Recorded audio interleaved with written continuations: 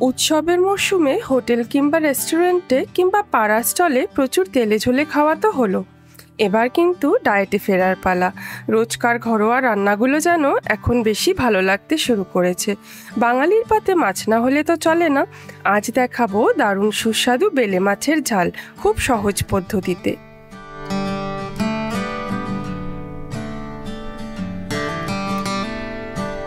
প্রথমে বেলে মাছগুলোকে ধুয়ে পরিষ্কার করে নুন হলুদ দিয়ে ম্যারিনেট করে নেব।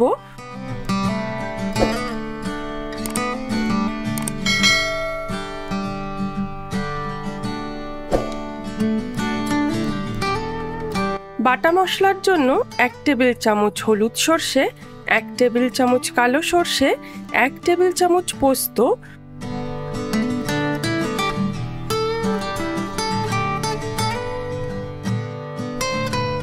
দেব 1 থেকে 2 কাঁচা লঙ্কা আর সামান্য একটু নুন।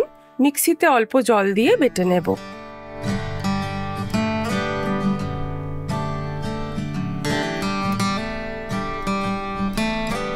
বাটা মশলাটা একটা পাত্রে ঢেলে নিচ্ছি।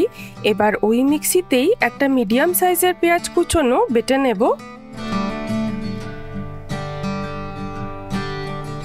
কড়াইতে সর্ষের তেল গরম করে মাছগুলোকে খুব সাবধানে 2 পিঠ লালচে করে ভেজে নেব।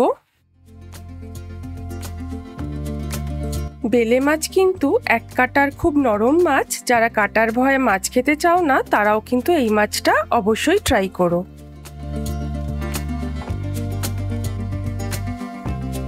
আমি 2 থেকে 3 ব্যাচে মাছগুলোকে ভেজে নিয়েছি।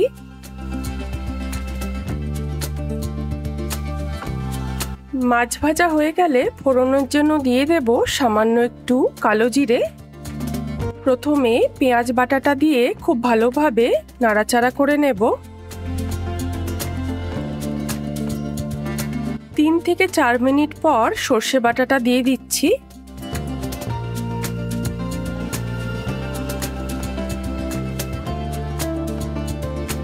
এক থেকে 2 মিনিট সর্ষে বাটাটা সাঁতলে নিয়ে দিয়ে দিতে হবে পরিমাণ মতো নুন, 1/2 চা চামচ মতো হলুদ গুঁড়ো,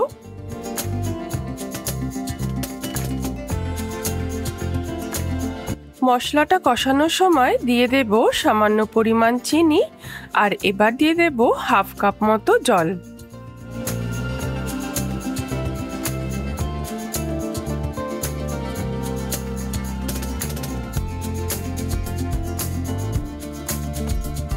ঝোলটা ফুটে উঠলে মাছগুলোকে খুব সাবধানে ঝোলের মধ্যে ছেড়ে দেব।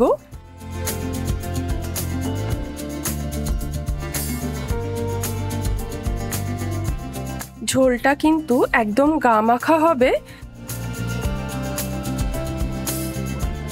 মাছগুলো খুব নরম, তাই ঝোলে দেওয়ার 1 থেকে 2 মিনিটের মধ্যেই কিন্তু নামিয়ে নিতে হবে। আর নামানোর আগে দিয়ে দেব কয়েকটা কাঁচা লঙ্কা চেরা আর সামান্য একটু ধনেপাতা কুচি।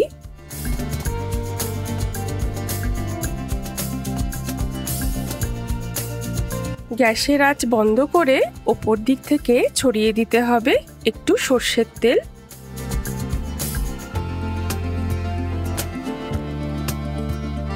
বেলে মাছের দারুণ সুস্বাদু এই রেসিপিটা কিন্তু অবশ্যই ট্রাই করো। বাড়ির ছোট বড় সবারই খুব ভালো লাগবে। রেসিপিটা ভালো লাগলে অবশ্যই লাইক, শেয়ার আর সাবস্ক্রাইব করতে ভুলো না। পরের পর্বে ফিরে আসবো আরও অনেক নতুন রান্না নিয়ে। আর ততক্ষণে দেখতে থাকো 5 স্পাইস স্টোরিজ।